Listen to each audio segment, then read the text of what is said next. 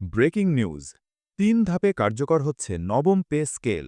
বেতন শুরু জানুয়ারি ২০২৬ থেকে।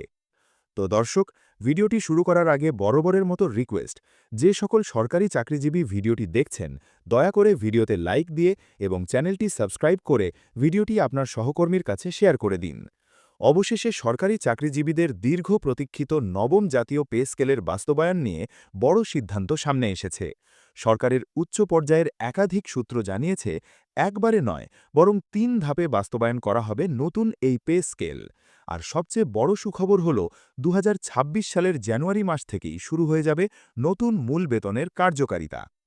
চলমান অর্থনৈতিক বাস্তবতা, মুদ্রাস্ফীতির চাপ এবং টাকার বাজারে তারল্য সংকট মোকাবেলায় সরকারের এই ৩ ধাপ পরিকল্পনাকে অত্যন্ত কৌশলগত সিদ্ধান্ত হিসাবে দেখা হচ্ছে। নতুন স্কেল বাস্তবায়নে রাষ্ট্রীয় ব্যয় বিপুল পরিমাণে বাড়বে, তাই অপ্রত্যাশিত বাজার অস্থিতিশীলতা এড়াতে ধাপ পদ্ধতিকে অগ্রাধিকার দিয়েছে পে কমিশন ও অর্থ মন্ত্রণালয়। প্রথম ধাপ, মূল বেতন শুরু জানুয়ারি ২০২৬ থেকে। নতুন কাঠামোর সবচেয়ে গুরুত্বপূর্ণ অংশ মূল বেতন। সরকারের পরিকল্পনা অনুযায়ী ২০২৬ সালের জানুয়ারি থেকেই সরকারি চাকরিজীবীদের হাতে পৌঁছবে নতুন স্কেলের মূল বেতন। অর্থাৎ আগামী বছর থেকে সরকারি কর্মচারীদের বেসিক বেতনে বড় পরিবর্তন দেখা যাবে। এতে অন্তত প্রায় ১৪ থেকে ১৬ লাখ সরকারি চাকরিজীবীর বেতন কাঠামোতে উল্লেখযোগ্য বৃদ্ধি আসবে। যে সকল চাকরিজীবী ভিডিওটি এই পর্যন্ত দেখছেন তারা দ্রুত চ্যানেলটি সাবস্ক্রাইব করুন।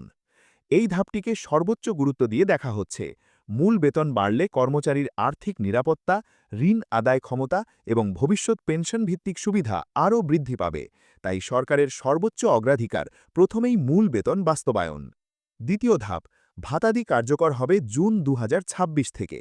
মূল বেতনের পর সবচেয়ে আলোচিত সুবিধা হল বিভিন্ন ভাতা, যেমন বাড়ি ভাড়া ভাতা, চিকিৎসা ভাতা, বিনোদন ভাতা, যাতায়াত ভাতা, শিক্ষা সহায়তা এবং অন্যান্য আর্থিক প্রণোদনা।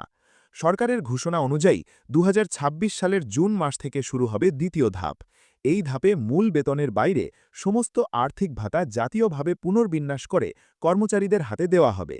এতে বলা হচ্ছে, কর্মচারীদের মাসিক আয় আরও দ্বিগুণ হয়ে যাবে বা প্রায় দ্বিগুণ হয়ে যাবে, ফলে পরিবারের ব্যয়ভার সামাল দিতে সুবিধা হবে ব্যাপকভাবে। তৃতীয় ধাপ, অন্যান্য সুযোগ সুবিধা পরে কার্যকর হবে। সরকারের পরিকল্পনার শেষ ধাপে আসছে বেতনের বাইরের সুবিধা, যেমন প্রমোশন কাঠামো, পেনশন রিশেপিং, বিশেষ পদোন্নতি রেশিও, বার্ষিক ইনক্রিমেন্ট প্যাটার্ন এবং কর্মচারী কল্যাণ ভাতা পর্যালোচনা।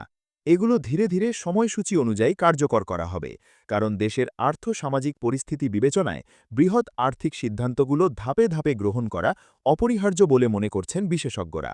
কেন ৩ ধাপ? সরকারের ব্যাখ্যা। সরকারি সূত্র জানায়, দেশে মুদ্রাস্ফীতি এখনও নিয়ন্ত্রণের চেষ্টা চলছে। রাজস্ব আয় প্রত্যাশিতভাবে বাড়েনি। বৈদেশিক মুদ্রা সংকট রয়েছে। হুট করে বড় ব্যয় করলে বাজারে নিত্যপণ্যের দাম বেড়ে যাওয়ার ঝুঁকি রয়েছে। ডলার রিজার্ভ চাপ সামলাতে সময় প্রয়োজন। সুতরাং পে স্কেলের বাস্তবায়ন ৩ ধাপের পরিকল্পনায় করলে ব্যয় নিয়ন্ত্রিত থাকবে এবং অর্থনৈতিক ভারসাম্য বজায় রাখা সহজ হবে। পে কমিশন কর্তৃপক্ষও জানিয়েছেন, এটি দেশের অর্থনীতির স্বার্থে সবচেয়ে নিরাপদ ও টেকসই কৌশল। কর্মচারীদের প্রতিক্রিয়া, স্বস্তি ও অপেক্ষা একসাথে। সরকারি চাকরিজীবীরা গত কয়েক মাস ধরেই নতুন পে স্কেল বাস্তবায়নের জন্য আন্দোলন, সমাবেশ এবং দাবি উত্থাপন করে আসছিলেন। তাদের প্রধান দাবি ছিল ১৫ ডিসেম্বরের মধ্যেই চূড়ান্ত গেজেট প্রকাশ এবং ২০২৫ সাল থেকেই বেতন কার্যকর। তবে ২০২৬ সালের জানুয়ারির সিদ্ধান্ত কর্মচারীদের মধ্যে স্বস্তি নিয়ে এসেছে। একজন চাকরিজীবীর ভাষায়, কমপক্ষে নিশ্চিত হলাম, এতদিন ধারণাই ছিল না কবে পাবো, কিভাবে পাবো, এখন অপেক্ষা করাই সহজ হবে। আরেকজন বলেন, ধাপ পদ্ধতি মেনে নিলাম, তবে চাই স্পষ্ট গেজেট। কমিশনের ভাষ্য, কমিশনের সদস্যরা উল্লেখ করেন, দেশের বর্তমান অর্থনৈতিক বাস্তবতা বিবেচনায় এই ধাপ পুরোপুরি গ্রহণযোগ্য। একবারে বেতন বাড়ালে মুদ্রাস্ফীতি আরও বাড়বে, ফলে বাজারে চাপ তৈরি হবে। তাই ধাপে ধাপে বাস্তবায়নই সঠিক পথ। চূড়ান্ত গেজেটে ধাপভিত্তিক বাস্তবায়নের বিবরণ থাকবে, এমনটিও নিশ্চিত করা হয়েছে কমিশন সূত্রে। দেশের সরকারি চাকরিজীবীদের জন্য আজকের খবর নিঃসন্দেহে বছরের বড় সুখবর।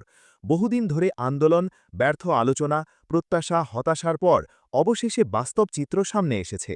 ৩ ধাপে হলেও ২০২৬ সালের জানুয়ারি থেকে নতুন বেতন কাঠামো কার্যকর হওয়ার ঘোষণায় সারা দেশে এক স্বস্তির আবহ তৈরি হয়েছে। এখন শুধু বাকি সরকারি গেজেট প্রকাশ ও নির্দিষ্ট বেতন তালিকা ঘোষণা।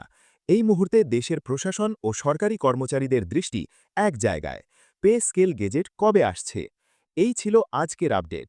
নবম পে স্কেল নিয়ে আরও সর্বশেষ খবর পেতে অবশ্যই লাইক, কমেন্ট ও সাবস্ক্রাইব করে সাথে থাকুন।